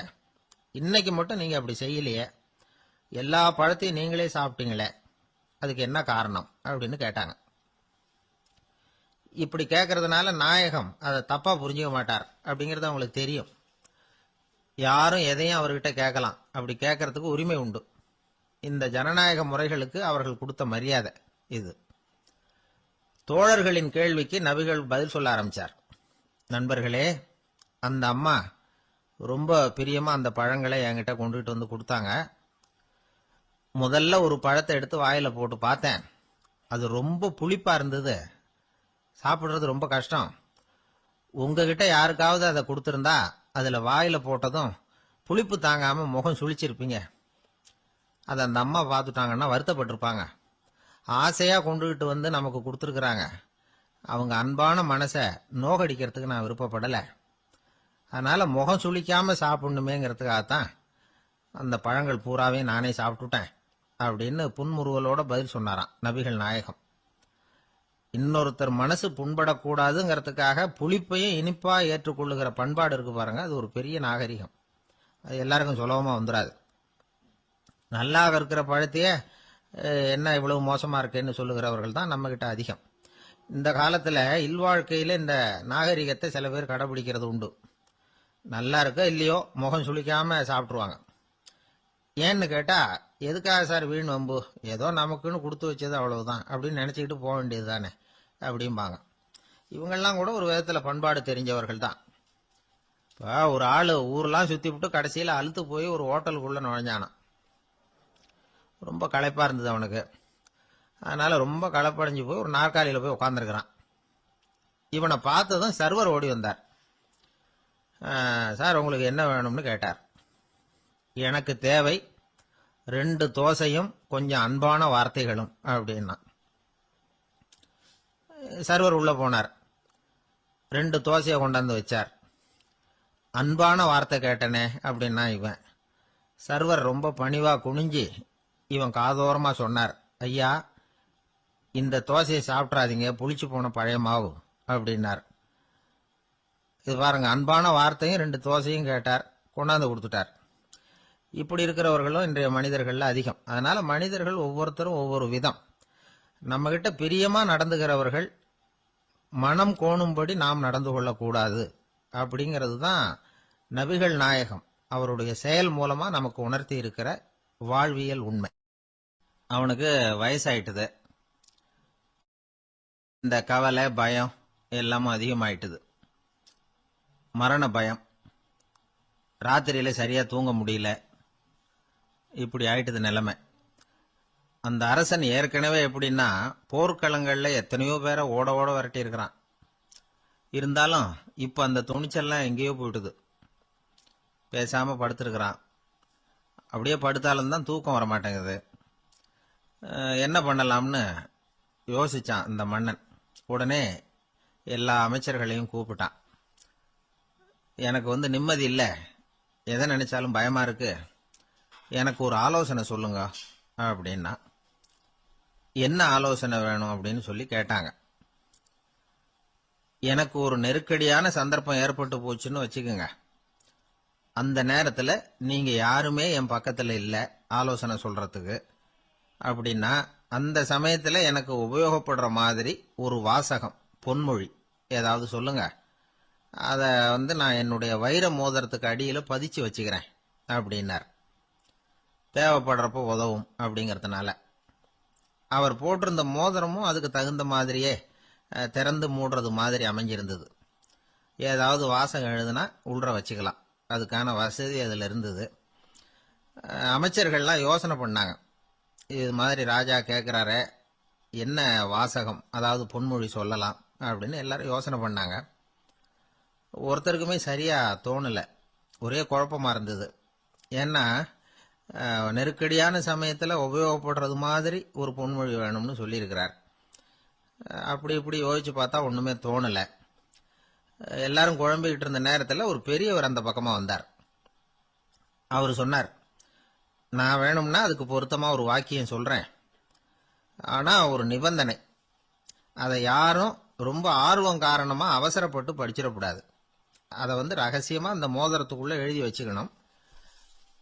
எப்பவாவது இக்கட்ல மாட்டிக்கிற சமயத்துல மட்டும் வேற வழியே இல்லை அப்படிங்கிற நிலைமையில மட்டும்தான் அதை திறந்து பார்க்கணும். அப்படி நீங்க இருக்கிறதா இருந்தா நான் அதை சொல்றேன் அப்படின்னாரு அந்த பெரியவர். சரின்னு ஒத்துக்கிட்டாங்க எல்லாரும். அதே மாதிரி அவர் ஒரு வாக்கியத்தை சொன்னார். அவர் சொன்ன வாக்கியத்தை ரகசியமா மோதிரத்துக்குள்ள பதிச்சு மூடியாச்சு. ராஜா அதை விரல்ல மாட்டிக்கிட்டார். கொஞ்ச நாள் ஆச்சு. அந்த ராஜாவுக்கு ஒரு சோதனை வந்தது. என்ன சோதனைன்னா, அடுத்த நாட்டு மன்னன் படையெடுத்துக்கிட்டு வந்துட்டான். அவன் இவர்கிட்ட ஏற்கனவே தோத்து போனவன். ஒரு வெறியில வந்திருக்கிறான். தோற்று போனவன் மறுபடியும் சண்டைக்கு வந்தா எப்படி வருவானோ அப்படி வர்றான். ஒரு வெறியில வந்தா ஜெயிச்சுட்டான். என்னாச்சு இவரோட நிலைமைன்னா, நாட்டை இழந்துட்டார், எல்லாத்தையும் இழந்துட்டார். கடைசியா ஒரு அடிபட்ட குதிரையில ஏறி தப்பிச்சு போயிட்டார், வேற வழி இல்லைன்னு. பின்னாடி துரத்திக்கிட்டு வராங்க. இவர் ஒரு மலை உச்சிக்கு போயிட்டார். அதுக்கும் அப்பால போக முடியாது. ஏன்னா அந்த பக்கம் பயங்கர பள்ளம். உல்லாச பயணிகள் கண்டு கழிக்கிற இடம் அது. ஆனா இவருக்கு அது சாவு பயணத்தின் வாசல், திரும்பவும் முடியாது. அவ்வளவு குறுகிய பாதை அது, வேற வழியே இல்லை. இந்த நேரம் சூரிய ஒளி மோதிரத்துல பட்டு மின்னிச்சு. உடனே இவருக்கு ஞாபகம் வந்தது. மோதிரத்தை திறந்து படிக்கிறார். அதுல இருந்த வாசகம், இந்த நிலையும் மாறிவிடும், this too will pass away. அவருக்கு ஒரு தைரியம் வந்தது. பின்னாடி வந்தவங்களும் திசை மாறி வேற எங்கேயோ தேடி போயிட்டாங்க. அவங்க விரட்டிக்கிட்டு வரலன்னா இவ்வளவு அழகான ஒரு இடம் இருக்கிறதே எனக்கு தெரியாம போயிருக்குமேன்னு நினைச்சார். இவ்வளவு அழகை ரசிக்கிறதுக்காக ஒரு நாட்டையே கூட இழக்கலாம்னு தோணுச்சு அவருக்கு. அமைதியா அந்த அழகை ரசிச்சார். எதிரிகள்லாம் எங்கேயோ போயிட்டாங்க. மன்னர் நாடு திரும்பினார். மறுபடியும் படைகளை திரட்டினார். கொஞ்ச நாள்ல படை எடுத்துக்கிட்டு போனார். யாருகிட்ட தோத்து போனாரோ அவரையே வெற்றி கண்டு திரும்பி வர்றார். வரவேற்பு விழா பிரமாவப்படுது. ஆடல் பாடல் கோலாகலம். இதை பார்த்தது அந்த ராஜாவுக்கு தலகால புரியல. நம்மளை இனிமே யாராலையும் ஜெயிக்க முடியாதுன்னு நினைச்சார். அகம்பாவம் லேசா எட்டி பார்த்தது. இப்ப மறுபடியும் சூரிய ஒளிப்பட்டு மோதிரம் மின்னிச்சு. அதை திறந்து மறுபடியும் படிக்கிறார். இந்த நிலைமையும் மாறிவிடும், this too will pass away. அவ்வளவுதான். அவர் மனசு அடங்க ஆரம்பிச்சுட்டுது. ஆணவம் போயிட்டுது. இதுல இருந்து நாம தெரிஞ்சுக்க வேண்டியது என்னன்னா, எந்த சூழ்நிலையிலையும் நாம கவலைப்பட வேண்டியதில்லை. ஏன்னா இங்க எதுவுமே நிரந்தரம் இல்லை. அந்த ராஜா மாதிரியே நம்ம ஆளு ஒருத்தன் ஒரு மோதிரம் போட்டிருந்தான். அதுக்குள்ள அவன் எழுதி வச்சிருந்த வாசகம், எதுக்கும் கவலைப்படாதே அப்படிங்கிறது தான். ஒரு நாள் பயங்கரமான கவலையோட உட்காந்துருந்தான். பக்கத்துல இருந்தவங்க சொன்னாங்க, இது மாதிரி சந்தர்ப்பத்துல தான் நீ உன் மோதிரத்தை திறந்து பார்க்கணும்னாங்க. இவனுக்கு கவலையோட எரிச்சலும் சேர்ந்துக்கிட்டது. அது எப்படி முடியும், இப்ப திருட்டு போனது என்னோட அந்த மோதிரம் தானே அப்படின்னு சொல்லிவிட்டு தலையில கை வச்சுட்டு உட்காந்துட்டான். இப்படிலாம் சொல்றது உண்டு. இருந்தாலும் நாம எந்த சூழ்நிலையிலையும் கவலைப்பட வேண்டியதில்லை அப்படிங்கிற உண்மையை புரிஞ்சுக்கணும். அப்படி கவலைய வெல்றதுக்கான வழி தெரிஞ்சுட்டதுன்னா வாழ்க்கையில வெற்றி நிச்சயம். ஒருத்தர் வேகமா நடந்து போறார். கடத்தெருவுல ஒரு ஸ்வீட்டு கடையை பாக்குறார். உடனே சடன் பிரேக் போட்டது மாதிரி நிக்கிறார். ஒரு ஸ்வீட் வாங்கி சாப்பிடலாமேன்னு மனசு சொல்லுது. டாக்டர் வேணாம்னு சொல்லியிருக்கிறார், உடம்புக்கு ஒத்துக்காது, அதனால அது வேணாம்னு சொல்லுது அறிவு. இவர் மனசு சொல்றத கேட்கல, அறிவு சொல்றபடி கேட்கிறார். அதனால மறுபடியும் வேகமா அங்கிருந்து நடந்து போயிடுறார். அவர் நல்ல மனுஷன். மனுஷனுக்கு அறிவும் இருக்குது, உணர்ச்சியும் இருக்குது. எதுக்கு எடுத்தாலும் உணர்ச்சி வசப்பட்டுக்கிட்டு இருக்கக்கூடாது. அறிவு வசத்துல நாம இருக்கணும். அப்பதான் நாம நல்லபடியா வாழ முடியும். இல்லைன்னா அவஸ்தை தான். மகாபாரதத்துல சந்தனுன்னு சொல்லி ஒரு அரசன் வர்றான். அவன் ஒரு சமயம் அறிவு வசப்படாம உணர்ச்சி வசப்படுறான். அதாவது ஒரு நாள் கங்கை கரையில ஒரு அழகான பொண்ணை பாக்குறான். இவனுடைய மனசு அவகிட்ட போயிடுது. அவளை கல்யாணம் பண்ணிக்கிறதுக்கு ஆசைப்படுறான். அந்த பொண்ணு சரின்னு சம்மதிக்கிறா. ஆனா ஒரு நிபந்தனை போடுறா. அந்த நிபந்தனைக்கு சம்மதம்னு சொன்னாதான் உன்னை கல்யாணம் பண்ணிக்குவேன்னு சொல்றா. சரி, அவ போட்ட நிபந்தனை என்ன தெரியுமா? இது மாதிரி, நான் உங்க மனசு புண்படுற மாதிரி எந்த காரியம் பண்ணாலும் நீங்க என்ன ஏன்னு கேட்கக்கூடாது. நான் செய்யற காரியத்தை தடுக்கவும் கூடாது. அப்படி நீங்க செஞ்சா அடுத்த கணமே நான் உங்களை பிரிஞ்சு போயிடுவேன். இதுதான் அந்த பொண்ணு போட்ட நிபந்தனை. சந்தன அரசன் இந்த நிபந்தனையை ஒத்துக்கலாமா? இதை அறிவுபூர்வமா யோசிச்சிருந்தா இதுக்கு கட்டுப்பட்டுருக்க மாட்டான். இந்த நிபந்தனைக்கு நான் சம்மதிக்க மாட்டேன்னு தான் சொல்லியிருக்கணும். ஆனா அவன் அந்த நேரத்துல உணர்ச்சி வசத்துல இருந்தான். அதனால நீ என்ன சொன்னாலும் சரின்னு ஒத்துக்கிட்டான். அவளை கல்யாணம் பண்ணிக்கிட்டான். இதனால என்ன ஆச்சு? 7 பச்சை இளம் குழந்தைகளை பிறந்த உடனே அவ கங்கையில தூக்கி எறிஞ்சு கொல்லக்கூடிய கோர காட்சிய இவன் ஒண்ணு பின்னாடி ஒன்னா பார்க்க வேண்டியதா போச்சு. கடைசியில 8வது குழந்தை பிறந்ததுன்னு தான் அவனுடைய அறிவு மேலோங்குது. அந்த கொடிய செயலை தடுத்து நிறுத்துறான்.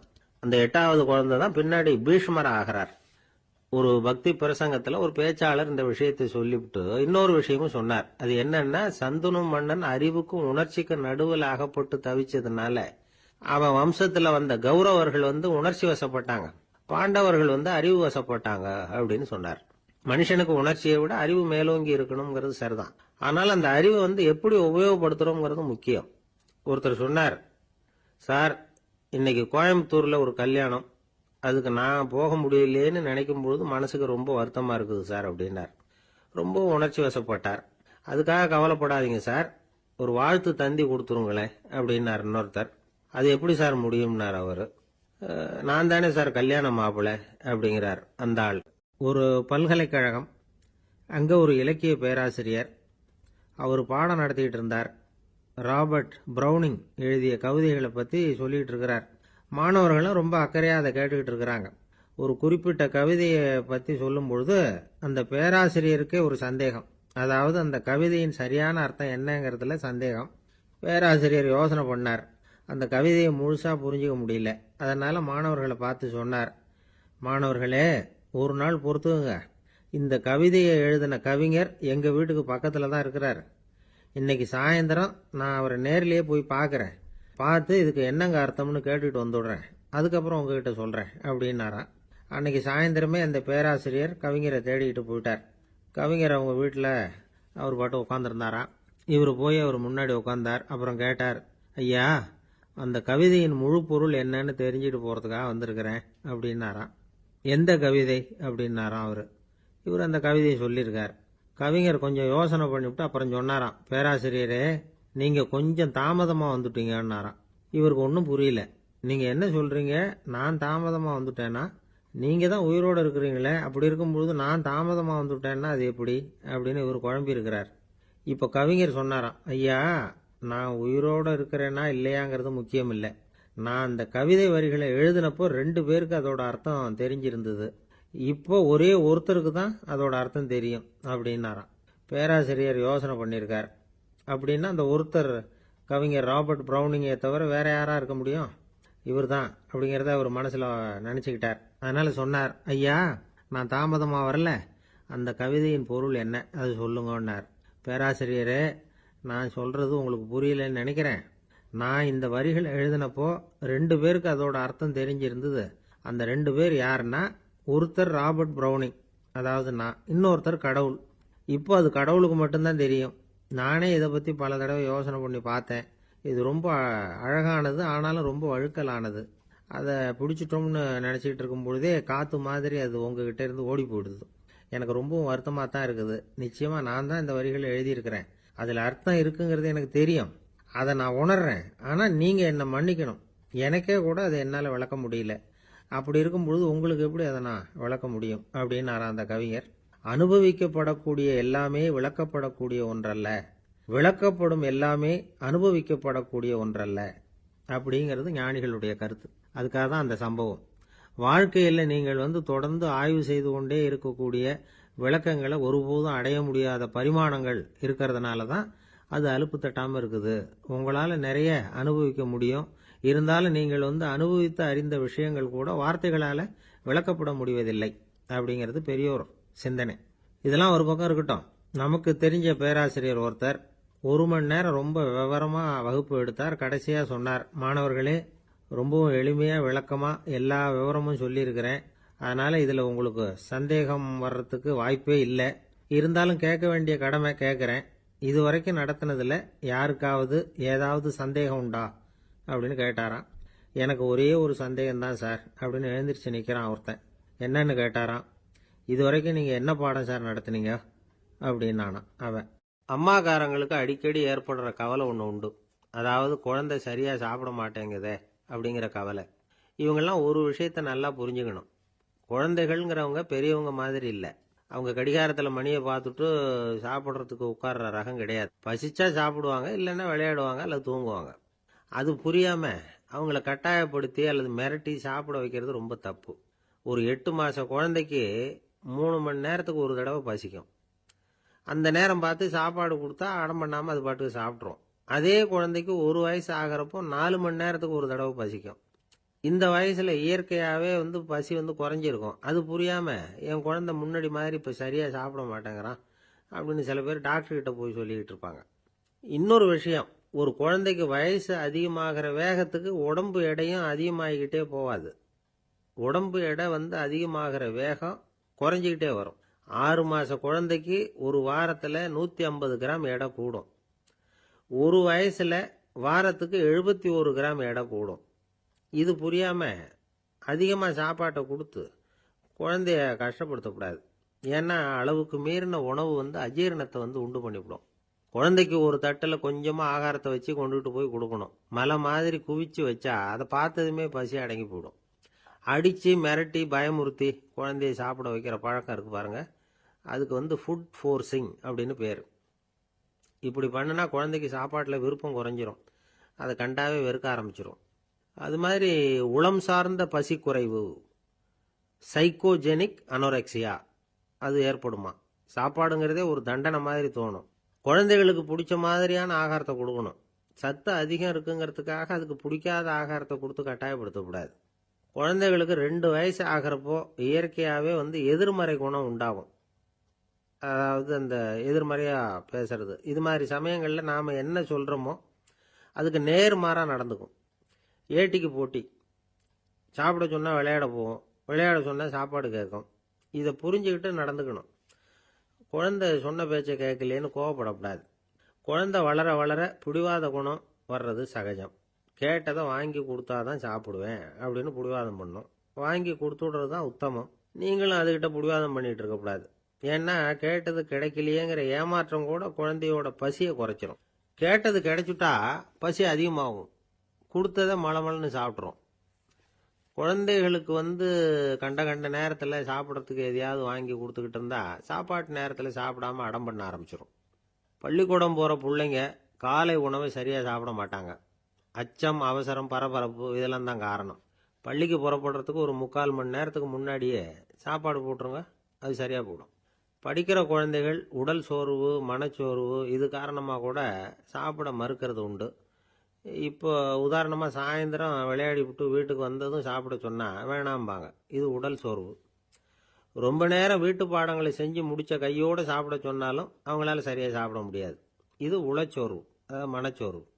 இதை தவிர குழந்தைகளுக்கு உடல் நலக்குறைவு ஏற்பட்டால் கூட சாப்பிட மறுக்கிறது உண்டு. சில மருந்து மாத்திரைகள் கூட பசியை குறைச்சிரும். அதனால் சரியாக தெரிஞ்சுக்கிட்டு குழந்தைகளை சாப்பிட வைக்கணும்.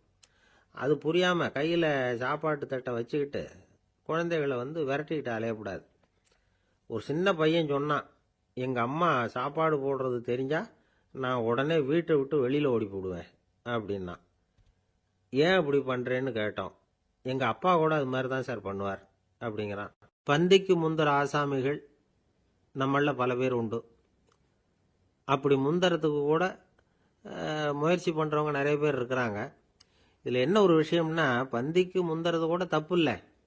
ஆனால் அப்படி ஒரு விருந்தில் ஆளாக போய் உட்காந்து சாப்பிட்டா கூட வெளியில் வர்றப்ப என்ன பெரிய விருந்து வச்சுட்டான், சாம்பாரில் உப்பு இல்லை, ரசத்தில் காரம் இல்லை அப்படின்னு குறை சொல்லிகிட்டே வர்றது இருக்கு பாருங்க, அது சரியில்லை, நாகரிகமும் இல்லை.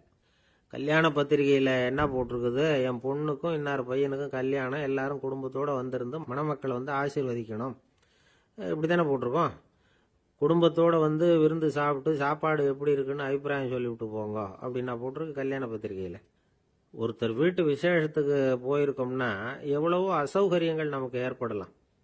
ஏராளமான கூட்டம் வந்திருக்கும். எல்லாரையும் அவங்க தனித்தனியாக கவனிச்சிக்கிட்டு இருக்க முடியாது. நாம தான் அனுசரித்து நடந்துக்கணும். நாமளாக போய் வாழ்த்த வேண்டியவங்களை வாழ்த்தி விட்டு சேரணும். அதை விட்டுட்டு பத்திரிக்கை கொடுத்தானேன்னு போனேன், கவனிப்பே சரியில்லை அப்படின்னு புலம்பிக்கிட்டு இருக்கக்கூடாது. ஒரு விருந்துக்கு போனால் அங்கே எப்படி நடந்துக்கணும் அப்படிங்கிறத பற்றி கூட அனுபவசாலிகள் சில விவரங்கள்லாம் சொல்லியிருக்கிறாங்க. இந்த காலத்தில் கல்யாணம், பிறந்த நாள், அது இதுன்னு நிறைய விருந்துகள் நடக்குது. அதெல்லாம் எதுக்காக? மனித உறவுகளை வளர்த்துக்கிறதுக்காக தான், வேற எதுக்கு? ஒரு விருந்துக்கு போனால் அமைதியாக பொறுமையாக போய் உட்காரணும். அடித்து பிடிச்சிக்கிட்டு இடத்த பிடிக்க போகிறேன் அப்படின்னு நிற்கக்கூடாது. முதல் பந்தி நடந்துக்கிட்டு இருந்தால் அது முடிஞ்சு இலை எடுத்து சுத்தம் பண்ணதுக்கு அப்புறம் போய் உட்கார்றது தான் நாகரீகம். இலை எடுக்கிறதுக்கு முன்னாடி அங்கே போய் உட்காந்தா நல்லா இருக்காது. நீங்கள் சாப்பிட்டுட்டு உட்காந்துருக்கீங்களா, சாப்பிட்றதுக்கு உட்காந்துருக்கீங்களா, பார்க்குறவங்களுக்கு சந்தேகம் வந்துடும். அதே மாதிரி இலையில எல்லா ஐட்டமும் பரிமாறினதுக்கு அப்புறம் சாப்பிட ஆரம்பிக்கணும். ஒவ்வொரு ஐட்டமா வைக்க வைக்க நாம பாட்டுக்கு எடுத்து உள்ள தள்ளிட்டே இருந்தோம்னா எதை வச்சோம் எதை வைக்கலன்னு பரிமாறினவரே குழம்பி போயிடுவார். ஏன்னா எப்போ பார்த்தாலும் இலை காலியாகவே இருக்கும். சாப்பிட்றப்போ உங்கள் சாப்பாட்டையே நீங்கள் கவனிக்கணும். அடுத்தவங்க இலையில என்ன இருக்குது, பக்கத்தில் இருக்கிறவர் எதை அதிகமாக சாப்பிட்றார், இதெல்லாம் நமக்கு என்னத்துக்கு? எல்லாரும் சாப்பிட்டு முடிக்கிற வரைக்கும் பொறுமையாக இருக்கிறது தான் நல்லது. நீங்கள் மட்டும் திடீர்னு பாதியில் எழுந்திரிச்சு பக்கத்தில் இருக்கிறவங்களுக்கு சங்கடமாக இருக்குமேங்கிறதெல்லாம் யோசிக்காமல் நீங்கள் பாட்டு எழுந்திரிச்சு போகக்கூடாது. பக்கத்தில் உள்ளவங்க உங்களை எழுந்திரிக்க சொன்னால் எழுந்திரிச்சு போகலாம். விருந்துகளில் சாப்பாட்டை வீணாக்கிறதே ஒரு நாகரிகமாக போட்டுது இந்த காலத்தில். சாப்பாட்டுக்கே கஷ்டப்பட்டுக்கிட்டு பல பேர் இந்த உலகத்தில் இருக்கிறப்போ சாப்பாட்டை வீணாக்கிறது எவ்வளோ பெரிய மோசங்கிறத நினச்சி பார்க்கணும். வேணுங்கிற அளவுக்கு கேட்டு வாங்கி சாப்பிட்றது தான் முறை. விருந்தில் இந்த பஃபே அப்படின்னு சொல்லி ஒரு முறை சொல்கிறாங்கல்ல, அதாவது உணவு வகைகளையெல்லாம் பொதுவாக ஒரு இடத்துல வச்சுடுறது, நமக்கு தேவையானதை நாமே எடுத்து ஒரு தட்டில் போட்டுக்கிட்டு சாப்பிட வேண்டியது. இதில் கூட சில பேர் தேவைக்கு அதிகமாக எடுத்து போட்டுக்கிட்டு வீணாக்குறாங்க. சில சமயம் கடைசியாக சாப்பிட போகிறவங்களுக்கு எல்லா ஐட்டமும் கிடைக்காம போகலாம். அதை போய் பெருசு பண்ணிகிட்டு இருக்கக்கூடாது. என்ன சார் இந்த அளவுக்கு கூடவா நாகரிகம் தெரியாமல் இருக்கிறோம், இதை போய் பெருசாக சொல்ல வந்துட்டீங்களே அப்படின்னு நினைக்கலாம். ஒருத்தர் 2 பேருக்கு இந்த விவரம் தேவைப்படலாம். அவங்க காதலையும் இது விழட்டுமேங்கிறதுக்காக தான் இது. ஒரு பெரிய கல்யாண விருந்து நடந்துகிட்டு இருந்தது.